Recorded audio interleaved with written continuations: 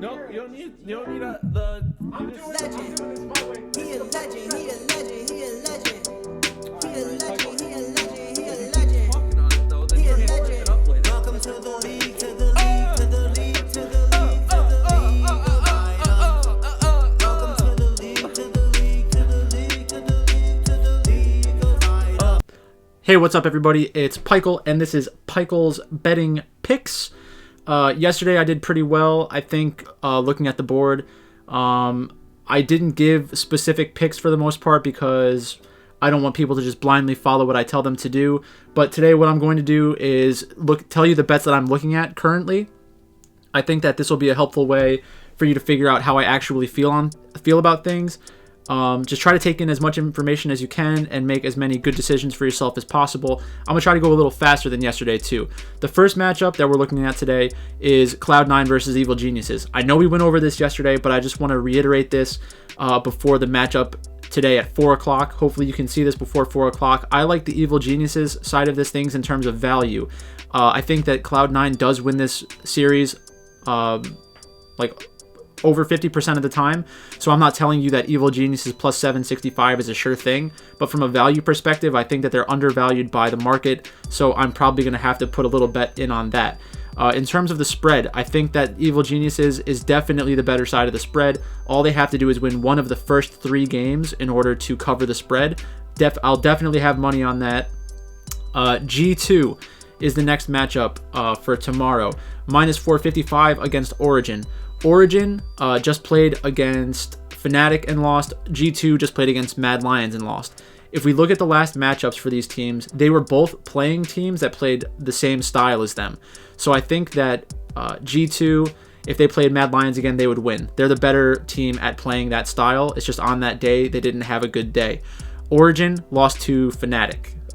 They play similar styles. Fnatic can play a kill heavy game, but they really prefer to play a macro style of game. Today we saw Fnatic take down Mad Lions pretty easily, which might make some people feel questionable about how good G2 really is against Fnatic. I'm definitely taking G2 in this situation, and when G2 eventually plays Fnatic, I'll take G2 again. The next matchup, TSM versus FlyQuest. I like the TSM side of this.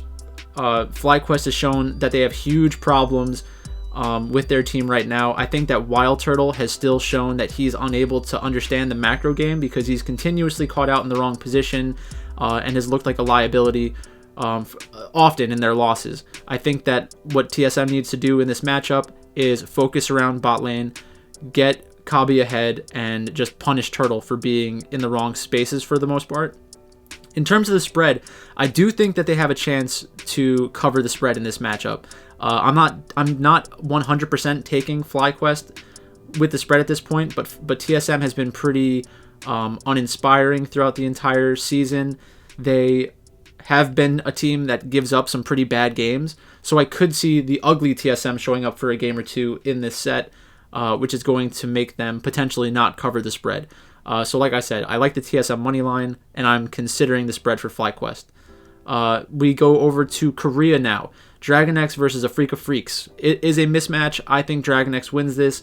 I don't love betting at minus 400. I will probably not bet at minus 400, but if you're somebody who wants to get action out there and make a little bit of a return, minus 400 is okay. It's not a sure thing.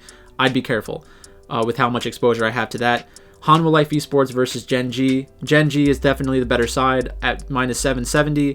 Again, it's difficult to lay that much money to make $100.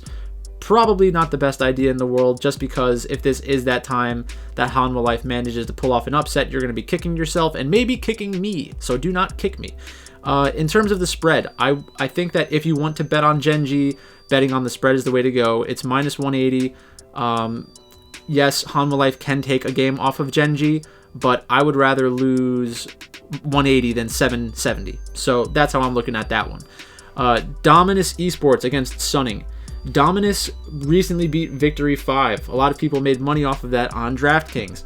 I'm surprised that they are the underdog in this spot, but I'm not a huge fan of Dominus. I think that Sunning is not valued correctly in this matchup. They're overvalued and Dominus is undervalued, but that's only in relation to the public. I think that these teams are about 50-50. But again, I can't justify putting my money on Dominus for the money line. If I was going to put my money on anything, it would be with the spread. These teams are very close. I think a 2-0 win by Sunning is very surprising. So if I'm betting anything in this matchup, it's Dominus Esports plus 1.5. The next matchup, Fun Plus Phoenix versus EDG. I like EDG here specifically because they just received their top laner and jungler back, Jinu and Jai or Gigi. Need to figure out how to pronounce that name. Not positive, but I do like the EDG side. I think they have a real chance of winning this matchup outright. Fun Plus Phoenix has benched Khan. This isn't like traditional sports where a benching is a very significant occurrence. They kind of do go back and forth between players. Fun Plus Phoenix does need to continue playing out this season for seeding purposes, I believe. So I'm not convinced that they're just going to roll over and die at any point in this series.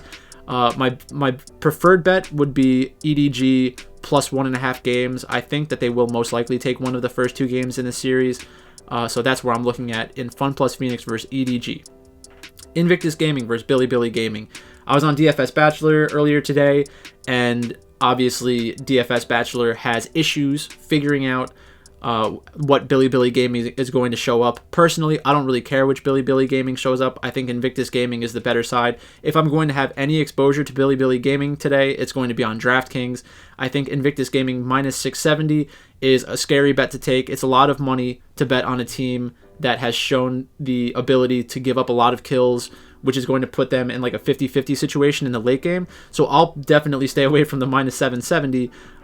This is similar to the Gen G series. If I'm going to get exposure to this favorite, I would just prefer it on the spread. If Billy picks up one game, big deal. It's just a much better value play. This 670 is really scaring me off.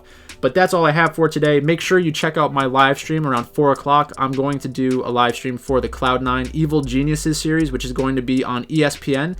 If you want to follow along, kind of get a little bit of more information about what's going on in the match, you can listen to their announcers, but their announcers aren't focused on gambling or DraftKings. I'm going to take a look at all of those things for you. So if you want to follow along with the betting angle of things, make sure to check out my YouTube channel. Follow me on Twitter, share the video, and let me know if we can make that money. So yeah, just hit me up on Twitter with whatever bets you're putting in, maybe your DFS lineups. If you need a little bit of advice for tomorrow night, feel free to reach out directly. Thanks a lot.